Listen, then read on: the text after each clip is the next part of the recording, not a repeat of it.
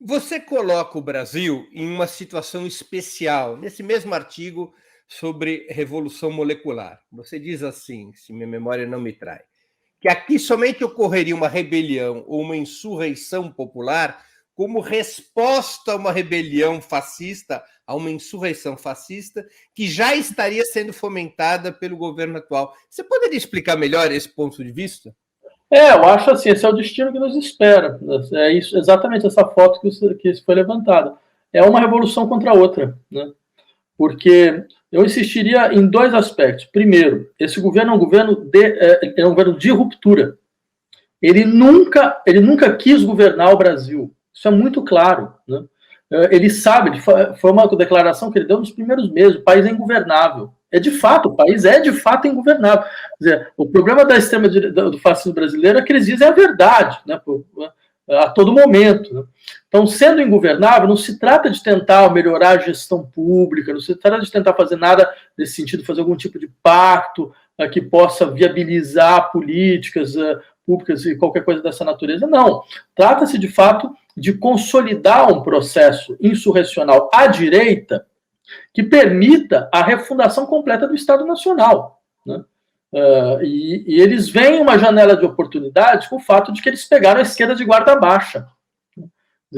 Depois do golpe com a Dilma, eu acho que, na verdade, depois de 2013 para frente, a gente entrou dentro de um processo onde a gente não conseguiu acertar mais os ponteiros. A esquerda começou a se autodegladiar, ela foi se autofagocitando, a possibilidade de repensar, fazer algum tipo de autocrítica, ver qual seria o nosso segundo momento não ocorreu, então eles aproveitaram isso e, literalmente, como diz o senhor Salles, passaram a boiada, né? Dentro de um processo de desrecalque, eu diria isso, um desrecalque de um setor fundamental da população brasileira que não vai descer abaixo de 20%, por mais que você, depois de um genocídio, um massacre de 500 mil mortes, você ainda tem 20 e poucos por cento defendendo o seu Bolsonaro, 20 e poucos a 30 defendendo o seu Bolsonaro, isso é algo da ordem do inacreditável. É inacreditável. É necessário trazer a psicologia para nos ajudar na análise. Eu diria até uma coisa, isso demonstra muito claramente o que o país realmente é, né? Eu tenho muitos amigos que falam desse momento presente como se fosse uma espécie de pesadelo. A gente precisaria acordar. Eu insistiria o seguinte, não, esse é o real.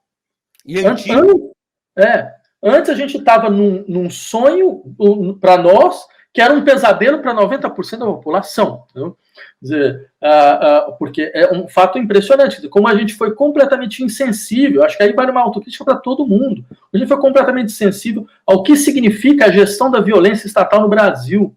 Né? As dinâmicas de massacre e de genocídio são naturalizadas no Estado brasileiro, desde sempre, né? E que não foram modificadas. Né? Então, ou seja, o que demonstra, entre outras coisas, uma não participação brutal de setores da população brasileira naquilo que seria o mínimo a se esperar de uma macroestrutura de proteção, o mínimo. Porque para esses setores da população nunca teve democracia. Como é que pode ter democracia? O sujeito mora em uma região onde a polícia pode entrar na sua casa sem mandato, né? Onde ele pode simplesmente desaparecer pela força das milícias e ele não tem nenhum recurso jurídico, nenhum possível que vá, de fato, defendê-lo. Né? Ou seja, tecnicamente não tem democracia, nunca teve para essas pessoas. Então, eu digo isso simplesmente para dizer, esse governo ele se aproveitou dessa desidentificação com o Estado. Né? E ele deu uma resposta de extrema-direita para isso. Então, me parece que do nosso lado, o que deveria ser feito é tomar ciência desse processo e dar uma outra resposta. Né? O que seria essa outra resposta, Sr. Fatler? Seria, na verdade, a compreensão de que o Brasil é um país a ser refundado. Né? Ele é simplesmente um país a ser refundado. A história desse país é uma história de brutalização, genocídio e desaparecimento. Isso é a história do Brasil. Né?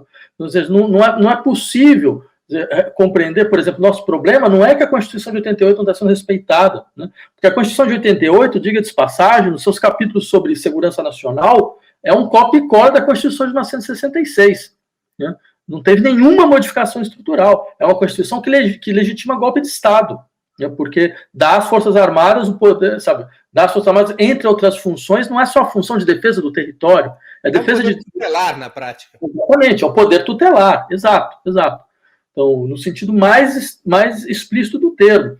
Então, acho que a mobilização da população para a compreensão de que há um processo de transformação da estrutura econômica, da estrutura política. Não se trata de preservar as dinâmicas de estrutura política que foram criadas na Nova República, elas não deram certo, elas não funcionaram. A gente tem uma estrutura política que é completamente inacreditável, porque, veja, a gente aprova uma Constituição em 88, de 88 até hoje, eu perdi a conta, mas até onde eu estava seguindo, tinham sido 97 emendas constitucionais. 97 emendas constitucionais em mais ou menos 30 anos. Dá 3 emendas por ano. Se a gente lembrar o que significa a negociação de uma emenda constitucional, como o Congresso todo para que essa negociação seja possível, a gente chega a uma conclusão... 3 quintos dos votos. 3 quintos dos votos, com todo o processo que a gente conhece, já que o sistema partidário brasileiro é um sistema completamente fragmentado, então são negociações intermináveis. Em suma, a função do Congresso Nacional Brasileiro foi desconstituir a Constituição desde o seu início. Então isso mostra a aberração institucional no qual o Brasil está sustentado, né? Então não se trata de tentar fazer isso funcionar bem, porque não dá para funcionar bem, né? A saída chilena, que constituiu uma força insurrecional que obriga uma nova institucionalidade, né, me parece a única... Exatamente. Então, é a única saída sensata. Você, no atual estado, como é que você analisa o atual estado da esquerda brasileira em relação a esses desafios? Qual o papel que a esquerda brasileira estaria jogando nessa dinâmica de revolução molecular que no nosso país começa como uma contra-revolução, com o fascismo rompendo com o Estado democrático liberal? Então, eu acho o seguinte, primeiro, bem, como a gente acordou para o fato de que o Brasil é um laboratório mundial desse tipo de neoliberalismo fascista autoritário, né, que ele está na frente em relação... O nosso caso é um caso como Filipinas, como Turquia, como Polônia e Hungria. Esse é o horizonte brasileiro hoje, né? Então ele está, mas esses países são todos, a parte da Turquia, que tem uma importância regional relevante, são países todos secundários. Então, quer dizer, um país que tem uma capacidade econômica e geoestratégia como a brasileira não existe dentro desse horizonte. Então, ele é o grande laboratório desse processo, né? A gente acordou para isso, né? Parece paulatinamente a gente vai acordando, então a gente vai vendo, quer dizer, o 29 de maio foi um belíssimo exemplo de como é possível, de fato, fazer uma dinâmica de conquista de rua, né, que estava aí. Eu lembraria que faz um ano que você tem setores da sociedade brasileira que estão insistindo, não precisava ir para a rua, porque não se faz nada, não existe política fora da rua, não existe, nunca existiu. E essa questão, mas a gente está diante de uma pandemia, sim, mas veja, o mundo inteiro entrou em convulsão, estava em pandemia, o mundo inteiro entrou em convulsão, você teve manifestações enormes nos Estados Unidos, teve manifestações na Colômbia, teve manifestações no Chile, teve manifestações no Equador, teve manifestações na Argentina, teve manifestações tudo quanto é lugar, porque era a compreensão para esse setor da população de que, não, mas a situação, sustentar um governo como esse é pior de tudo, ainda mais no caso brasileiro. Se a gente tivesse conseguido derrubar o governo no ano passado, não teria 500 mil mortes. Era simples. Não teria hipótese alguma, né? Então, esse discurso foi um discurso desmobilizador, que me parece que, na verdade, é simplesmente a expressão de um certo afeto que é próprio da esquerda brasileira, que é uma espécie de melancolia impressionante. Até o tópico da revolução no Brasil, ele é tratado como o tópico da revolução impossível. Então, é sempre isso, você percebe? É sempre a esquerda é a primeira já a esperar que a derrota ocorrerá. Não é à toa que a foto mais emblemática do Marighella, que foi o maior líder da luta armada do Brasil, é uma foto melancólica. É ele com olhar triste, né? Isso diz muito sobre o Brasil, muito mais do que a gente imagina, né? Eu diria isso por um lado. Por outro, é fato que a esquerda brasileira foi uma esquerda que foi formada nas suas dinâmicas de coalizão e de conciliação. Ela tem bem, por exemplo, um setor da esquerda é o setor da classe intelectual. A gente já foi formado para ocupar o Estado, não? Você já foi formado para ser professor, depois sair e ocupar algum cargo público, né? Então, isso faz parte, porque o debate passava por aí. E aí, toda aquela coisa. Então, quer dizer, formado para fazer o Estado funcionar bem, não é para você decompor o Estado. Não precisa fazer o Estado cair, derrubar. Não, é para tentar acertá-lo de uma maneira ou de outra. E a gente nunca conseguiu.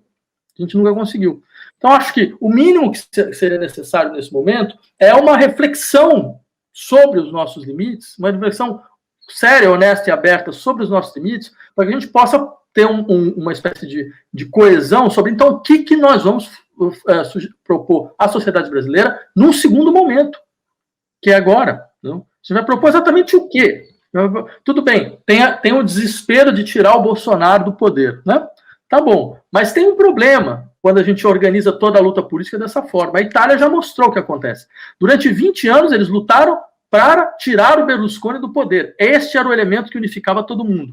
Era a lógica da frente ampla, né? Então estava todo mundo lá. O antigo Partido Comunista Italiano, social-democrata, democracia cristã, tudo contra o Berlusconi. Tirava o Berlusconi, voltava. Chegou uma hora que conseguiram tirar e apareceu uma coisa ainda pior do que o Berlusconi. Quer dizer, corre o risco do Bolsonaro ser só o primeiro de uma série. Ele é o mais caricato, corre o risco de aparecer um segundo, com menos caricatura, que ainda vai ser muito pior. Então não tem como você organizar as dinâmicas do político a partir de uma dinâmica completamente reativa. Do tipo, não... negativo, todo mundo contra ele. Não, tudo bem, tem um lado. Além do que, eu duvido muito dessa coisa do todo mundo contra ele. Porque a eleição do presidente do Congresso, da Câmara dos Deputados, mostrou isso muito claramente. Estava lá todo mundo contra o Bolsonaro, mas quando o Bolsonaro chega, sabe, falando baixo, falando, não, peraí, gente, o que é isso? Não vamos fazer isso, eu negocio isso, negocio aquilo, a gente é do mesmo... Ele puxa uma parte da direita. E é o que ele vai tentar fazer. Ele vai diminuir o tom num dado momento, vou tentar puxar, falar, não, vocês não vão querer botar a esquerda no poder de novo. Né? Isso ainda pode funcionar. A gente ainda vai poder fazer esse papel papel de otário, assim, de ter bancado uma frente ampla, de repente você vai fazer aquela cristianização clássica, né? O Cristiano Machado, né? É uma parte do pessoal saindo. Como aconteceu na eleição para a presidência da Câmara, exatamente. Como aconteceu na eleição para a presidência da Câmara, exatamente.